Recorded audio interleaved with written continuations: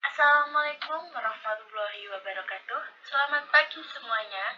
Salam sejahtera bagi kita semua. Yang terhormat Bapak Setio Prajogo selaku dosen pengampu mata kuliah Filsafat Ilmu dan teman-teman kelas 6.01 yang saya sayangi dan saya banggakan. Berlibur ke rumah paman, di rumah paman berternak sapi. Puji syukur kita ucapkan dapat berjumpa di kesempatan ini. Kali ini, kami dari kelompok 4 akan memaparkan materi tentang filsafat sebagai induk ilmu pengetahuan. Sebelumnya, perkenalkan anggota kelompok kami. Ada Mbak Siti Latul Hatijah dengan MPM 007, ada Mbak Yanuar Lisnadiawati dengan MPM 072, ada Mbak Nastiti Rahayu Pujiyanti dengan MPM 081. Subbab yang akan kita pelajari kali ini adalah 1. Sejarah perkembangan filsafat, dan 2. Filsafat sebagai induk ilmu pengetahuan. Yang pertama ada sejarah perkembangan filsafat. Kata filsafat berasal dari bahasa Yunani, yaitu filosofia, yang philen artinya cinta atau mencintai, philos artinya pecinta, dan sophia artinya kebijaksanaan atau hikmah. Cinta artinya hasrat yang besar atau berkorban-kobar atau sungguh-sungguh. Kebijaksanaan artinya kebenaran atau kebenaran yang sesungguhnya. Dengan demikian, filsafat berhasrat atau berkeinginan yang sungguh-sungguh terhadap kebenaran sejati. Menurut Kamus Besar Bahasa Indonesia, filsafat yaitu pengetahuan dan penyelidikan dengan akal budi mengenai hakikat segala yang ada, sebab asal-usul dan hukumnya.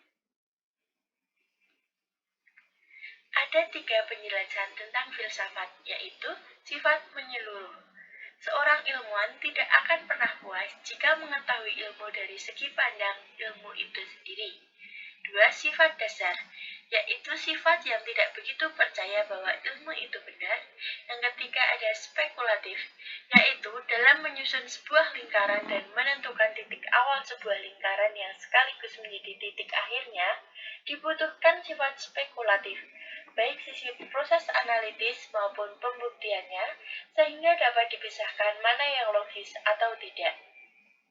Filsafat pertama muncul di Yunani kira-kira pada abad ke-7 sebelum Masehi.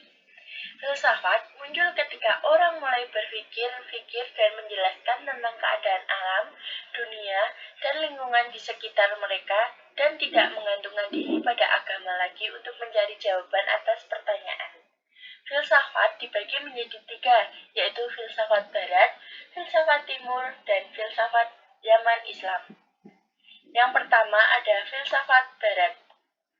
Filsafat berkembang dari tradisi falsafi orang Yunani kuno.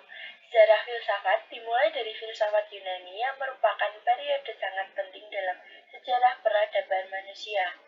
Hal tersebut karena pada periode tersebut terjadi perubahan pola pikir masyarakat yang sangat mengandalkan mitos untuk menjelaskan fenomena alam seperti gempa bumi, pelangi, dan sebagainya.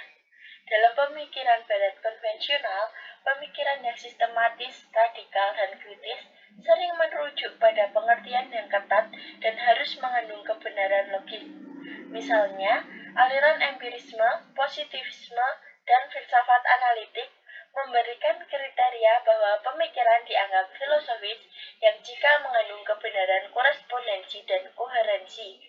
Korespondensi adalah sebuah pengetahuan yang dinilai benar jika pernyataan itu sesuai dengan kenyataan empiris. Filsafat barat secara sistematis dibagi 3 bagian besar, yaitu 1.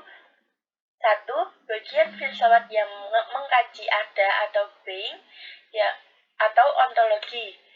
2. Bidang filsafat yang mengkaji kajian atau epistemologi dalam artian luas. Ketiga, bidang filsafat yang mengkaji nilai-nilai yang seharusnya dilakukan manusia atau aksiologi. Beberapa tokoh filsafat barat yaitu ada Wittgenstein yang memiliki aliran analitik atau filsafat analitik, Filsafat analitik menyerupai ilmu-ilmu alam yang empiris sehingga kriteria yang berlaku dalam ilmu eksakta juga harus dapat diterapkan pada filsafat.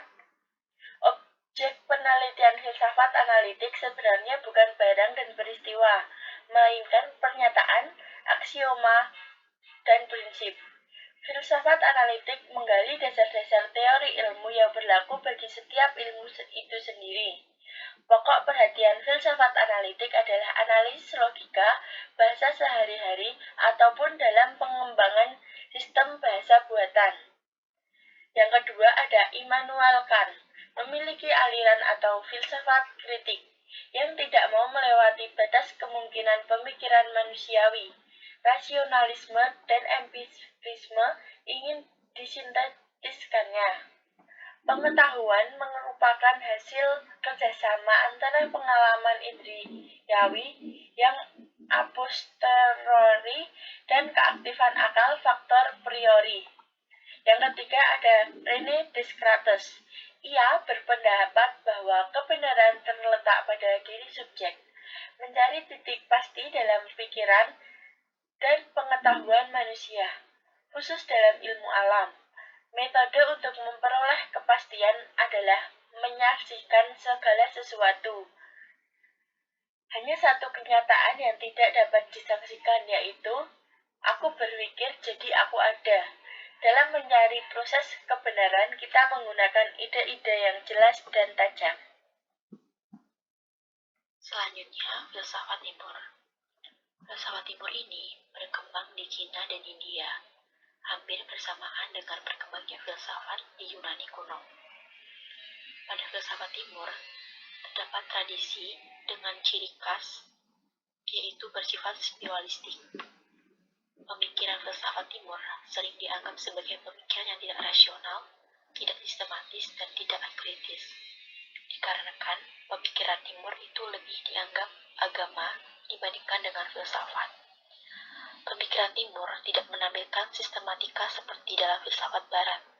Contohnya, dalam pemikiran Cina, di mana sistematikanya itu berdasarkan konstruksi kronologi, mulai dari penciptaan alam hingga meninggalnya manusia dijalin secara runtun.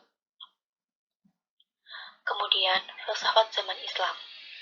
Filsafat zaman Islam itu berada pada periode 750 Masehi dan 1100 Masehi, di mana merupakan abad masa-masa dunia Islam. Islam tidak hanya mendukung kebebasan intelektual, namun juga mencintai umat Islam terhadap ilmu pengetahuan dan sikap hormat kepada mereka, dengan tanpa memandang agama mereka. Plato dan Aristoteles telah memberikan pengaruh yang besar pada mazhab-mazhab Islam, khususnya mazhab Paripate. Al-Farabi juga sangat berjasa dengan mengenalkan dan mengembangkan cara berpikir logistik di dunia Islam. Al-Farabi mengklasifikasikan ilmu ke dalam 7 cabang, yaitu cabang logika, percakapan, matematika, fisika metafisika, politik, dan ilmu fikih. Kemudian ilmu percakapan lagi ke dalam bahasa, gramatika, sintaksis, syair, menulis, dan membaca. Kemudian di dalam filsafat Islam terdapat 4 aliran. Yang pertama itu aliran Paripateik, yang kedua Illuminationis atau Irak, kemudian yang ketiga Irfani, dan yang keempat yaitu aliran hikmah Mutaliyah. Yang selanjutnya terkait filsafat sebagai induk ilmu pengetahuan. Filsafat diartikan dengan kata mendalam atau cinta kebijaksanaan. Bijaksana mengandung 2 makna, yang baik dan benar. Baik merupakan dimensi etika, sedangkan benar adalah sesuatu yang berdimensi rasional. Sehingga sesuatu yang bijaksana adalah sesuatu yang etis dan logis. Dengan demikian, berfilsafat itu berarti selalu berusaha untuk berpikir guna mencapai kebaikan dan kebenaran. Berpikir tanpa dalam filsafat bukan sembarang berpikir, namun berpikir secara logikal hingga ke akar-akarnya. Selanjutnya, pada filsafat sebagai ilmu pengetahuan, terdapat pendekatan dalam mempelajari filsafat.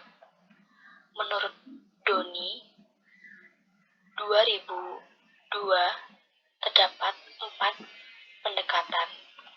Yang pertama itu pendekatan definisi, kedua pendekatan sistematika, ketiga pendekatan tokoh, dan yang keempat pendekatan sejarah. Selanjutnya terkait sudut pandang tentang filsafat. Terdapat 3 sudut pandang dalam melihat filsafat yang menggambarkan variasi pemahaman dalam menggunakan kata filsafat, sehingga dalam penggunaannya mempunyai konotasi yang berbeda.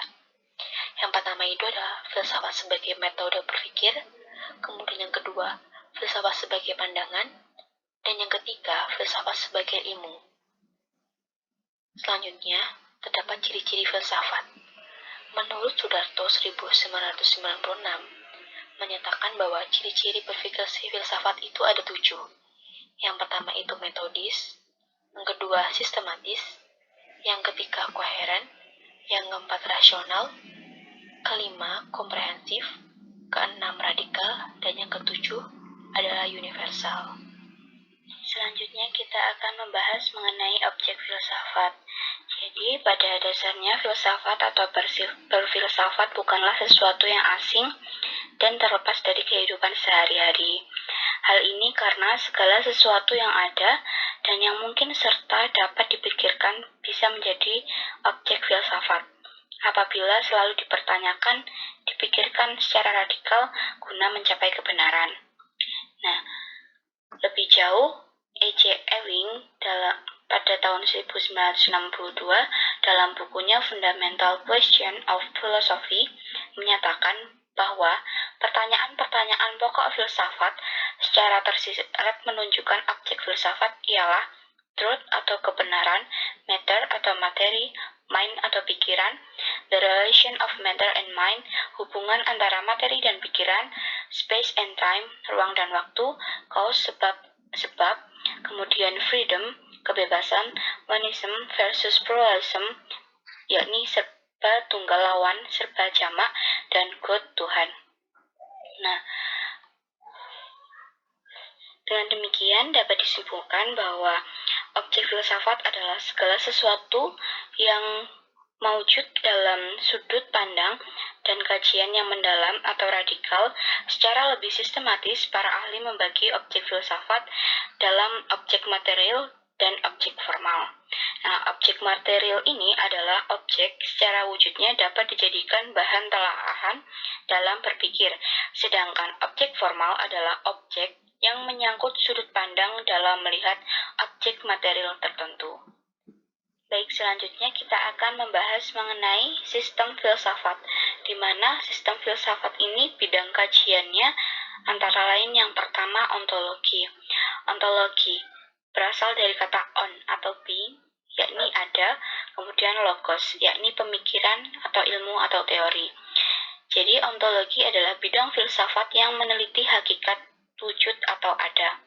Kemudian yang kedua ada epistemologi, di mana epistemologi ini berasal dari kata episteme, yakni pengetahuan atau knowledge, dan logos adalah ilmu atau teori atau pemikiran. Jadi, epistemologi adalah filsafat yang menyelidiki sumber, syarat, serta proses terjadinya pengetahuan. Kemudian yang ketiga ada aksiologi. Aksiologi berasal dari kata aksios, yakni value. Kemudian logos atau teori atau ilmu pemikiran, di mana aksiologi berarti bidang filsafat yang menelaah hakikat nilai-nilai.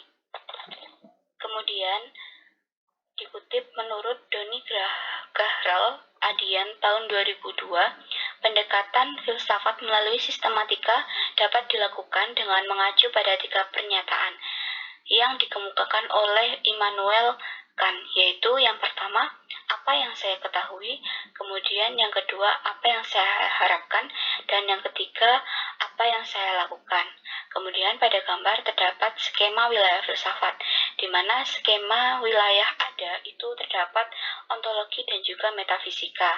Sedangkan pada wilayah nilai terdapat etika dan juga estetika, kemudian pada pengetahuan ada filsafat ilmu, epistemologi, metodologi, dan juga logika.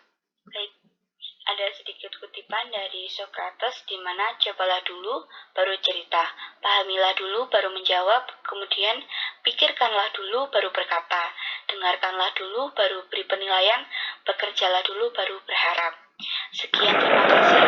Dari kelompok kami, jika ada salah kata, kami mohon maaf. Assalamualaikum warahmatullahi wabarakatuh.